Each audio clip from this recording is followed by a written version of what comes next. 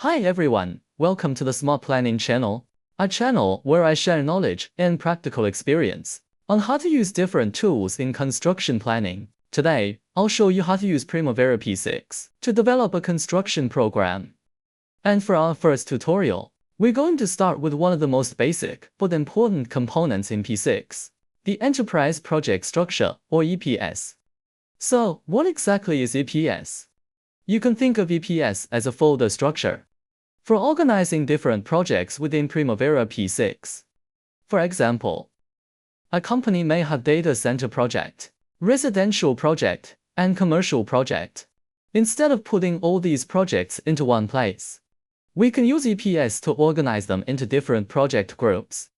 For example, under our data center project, we can further organize different types of programs, such as baseline program, updated program, mitigation, acceleration program, micro work program, extension of time, or EOT program. This makes it much easier to manage, navigate, and control multiple programs within P6. Now, let's create EPS step by step. Step 1. Open Enterprise Project Structure.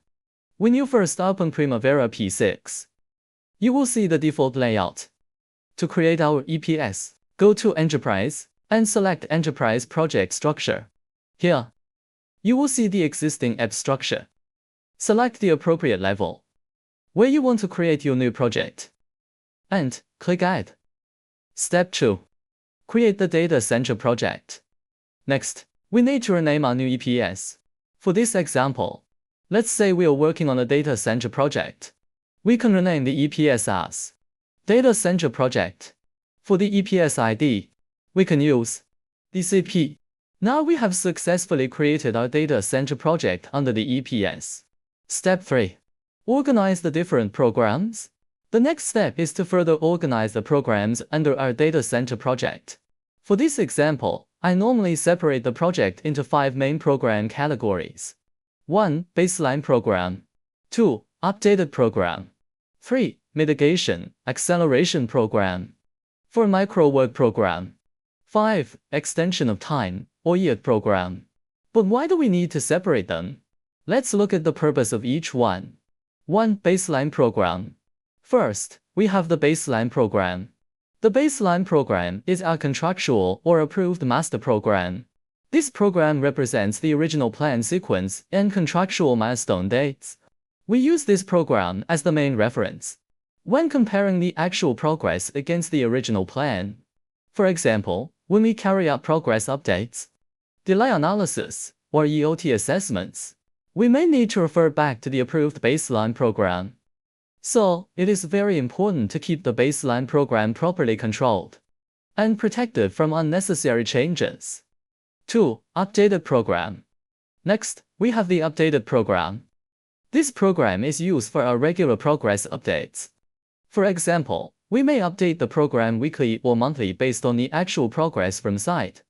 We update information such as actual start, actual finish, remaining duration, actual progress, activity status.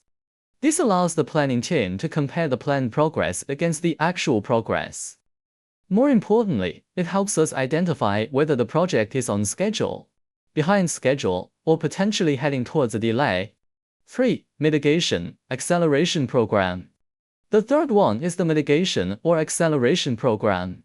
Let's say we have a major trait that is significantly behind the baseline program.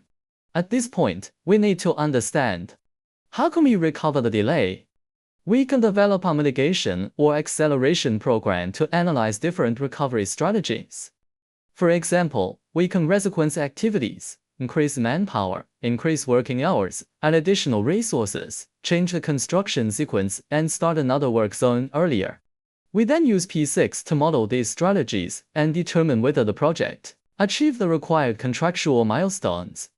So, the purpose of this program is not simply to show the delay. It is to answer the question, what can we do to recover the delay? For micro work program. The fourth one is the micro work program. This is where we go into much more detail. Normally, we use a micro work program to closely monitor critical activities. and important contractual milestones. For example, if we have a critical milestone that must be achieved by a specific date, we can break the work down into smaller activities and monitor them on a daily or very short-term basis.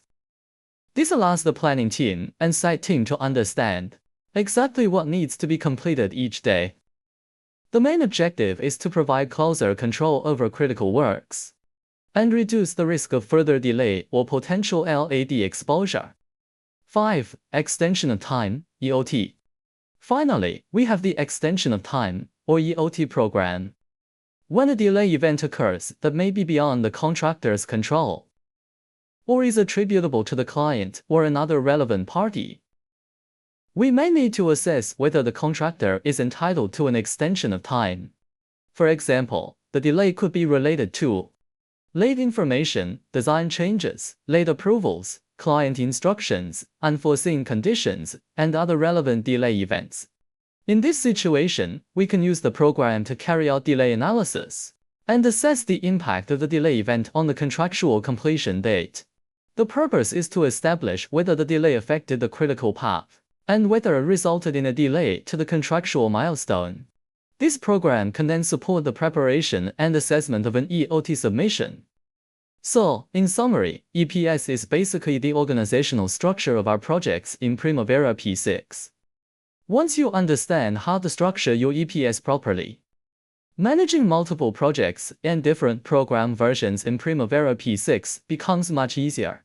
In the next tutorial, we will move to the next important topic: how to create a project and set up the project calendar in Primavera P6. If you find this tutorial helpful, please don't forget to like the video, subscribe to the Smart Planning channel, and share it with your friends or colleagues who may find it useful. Your support really helps the channel grow, and I'll continue sharing more practical construction planning and Primavera P6 knowledge. Thank you for watching. I'll see you in the next video.